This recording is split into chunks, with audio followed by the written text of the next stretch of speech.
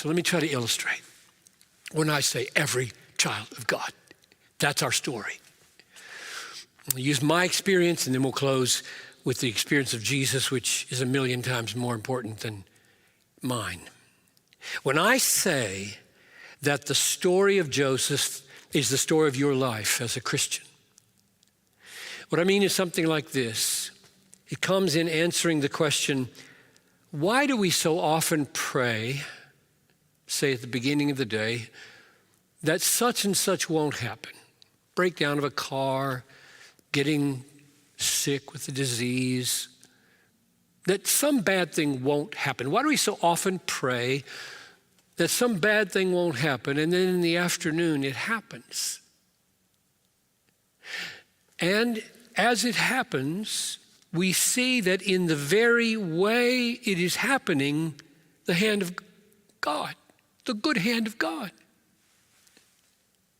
In other words, it seems to me that pretty normal Christian experience is that God answers prayers inside non-answers.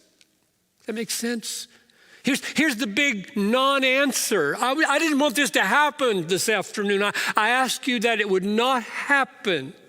It happened. And as it happens, I see your hand all over it for good and for grace. How many times have you heard people talk like this? Maybe it's just because I'm a pastor that I've heard it so often. Pray for safety in the morning.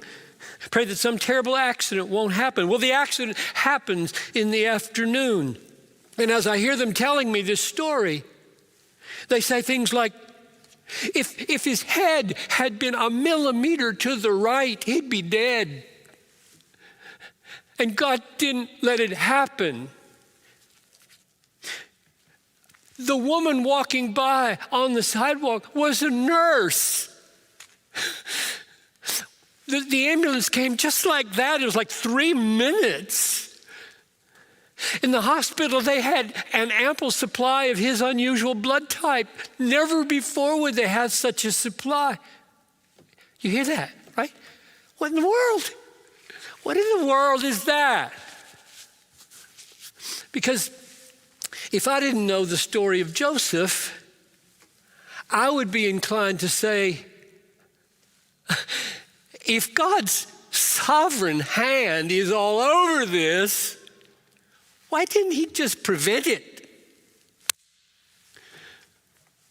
Why the big non-answer? And then inside the non-answer, all these glorious answers. Why didn't God prevent Joseph from being sold into Egypt? Why didn't he prevent the slander of Potiphar's wife? Why didn't he prevent the cupbearer from forgetting Joseph for 2 more years? Answer. This is the Bible's answer. Because God's way is to bring his people into peril for his wise purposes, all the while planning through the peril their God-exalting rescue.